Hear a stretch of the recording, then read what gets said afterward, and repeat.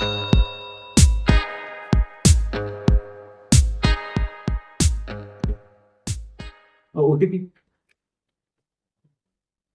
9411.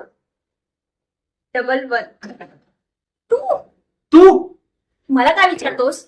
माझाच फ्लॅट आहे ना. अगं हो, पण हा तो फ्लॅट नाहीये जिथे आपण दोघं. बदलला, मुद्दाम बदलला मी तो फ्लॅट. मला आपल्या दोघांच्या त्या आठवणी सुद्धा नको आता. किमान पाणी तरी विचारशील का?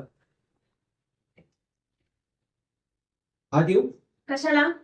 अगं बसून पाणी पी. थांब तिकडेच, खुर्ची देते मी तुला.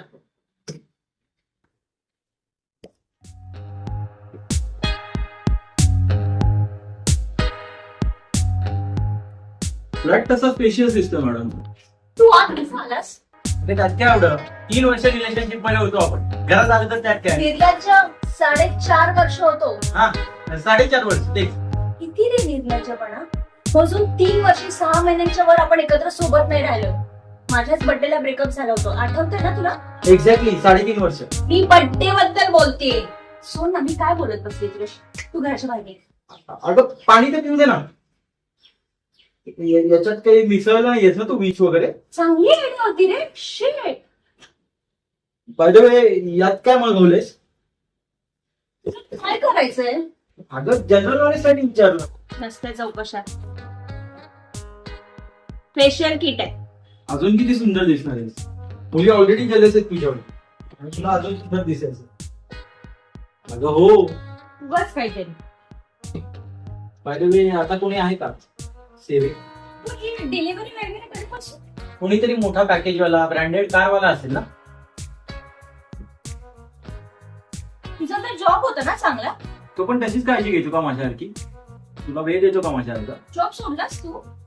काय एक्स्ट्रा इन्कम साठी करतोस हे? नाही म्हणजे तसं तू करणार नाहीस.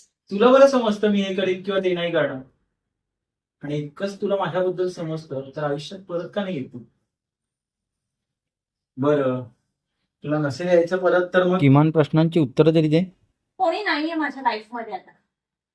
2-3 जणांनी अप्रोच केलं होतं पण मी रेडी नाहीये. माहिती आहे तुझ्या जॉबचं काय सीन? माझ्याकडे जॉब होता पण नाटकाच्या रिहर्सल चालू झाल्या आणि मी जॉब सोडला. मलाही आता मोठ्या पॅकेजचा मुलगा हवा असं नाही वाटत आता, कारण मी स्वतः कमवते ना. अनफॉर्च्युनेटली मी तितका नाही कमव. हा, त्याला कारण पण मीच आहे म्हणा. माझ्याकडे जॉब होता पण नाटकामुळे 10 ते 12 सुट्ट्या व्हायच्या महिन्याला. शेवटी बॉस वैतागला. म्हटलं फायर करण्याच्या आधी मीच सोडला जॉब. वाव. लोकांना इकडे जॉब मिळत नाहीये आणि तू तुझ्या पॅशनसाठी जॉब सोडतोस. बाकी तू जशी काळजी घ्यायचास ना तसं कोणीच काळजी घेत नाही माझी. ते तुला एक किस्सा सांगतो. कसला? अगं काल मी एका अपार्टमेंट मध्ये डिलिव्हरीसाठी गेलो होतो आणि तिथे मला माझ्या नाटकातले 2 प्रेक्षक भेटले. मला बघून चक्क सरप्राईज झाले. मग काय, सेलिब्रिटी सारखे छान फोटो वगैरे काढले. तुला सांगू का, आजकाल पैशामुळेच बरं चाललंय माझं. 2 मोठ्या प्रोड्युसरची नाटकं आहेत. हे काम मी पैशांसाठी नाही करत. एका फिल्मच्या कॅरेक्टरसाठी. समजलं. काय समजलं?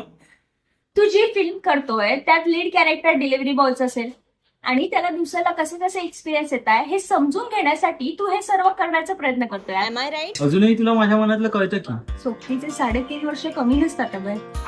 किती दिवसांनी तुझ्या तोंडून माझं नाव ऐकलं. खरंच भारी वाटलं. 1277 दिवस 12 तास 7 मिनिटे 29 सेकंद. प्रियांका, आता माझी खरंच चांगली वेळ आहे. आपण एकत्र येऊया का? अभय, मी तुझी वेळ बघून तुझ्या सोबत किंवा तुझ्यापासून लांब गेली नव्हती. तू तुझ्या मूड स्विंग्स आणि फ्रस्ट्रेशनला कंटाळून गेली होती. पण तुला सांगू का प्रियू, क्रिएटिव्ह माणसं थोडी असतातच. ते कळायला लागलंय मला अतिकडे. मला त्या इंटेरियर्सच्या खूप साऱ्या ऑर्डर्स यायला लागल्या. ग्रेट. इन्स्टा जोरात ग्रो होत आहे मॅडम तुमचं. तू लक्ष ठेवून असतोस. अगं एवढ्या रील व्हायरल होत आहेत तुझ्या. मीच काय अख्खा शहर तुझा आयडी रोज चेक करत असेल. अभय, कोलॅब करूयास? करूया. हाय गाईज, कशी वाटली तुम्हाला आमची ही experimental short film? I hope तुम्हाला आमचे हे एक्सपेरिमेंट्स आवडत असतील. आणि असंच लवकरच आम्ही एक नवीन शो घेऊन येतोय ज्याचं नाव आहे बकबक, ज्यामध्ये आपण मित्रमैत्रिणींसोबत कशा गप्पा मस्ती आपले किस्से सांगतो, तसेच ह्या शोमध्ये तुम्ही तुमच्या मित्रमैत्रिणींचे किस्से सांगू शकता. आणि तुम्हाला आजच या शोमध्ये पार्टिसिपेट करायचं असेल तर मला इन्स्टाला DM करा. बाय.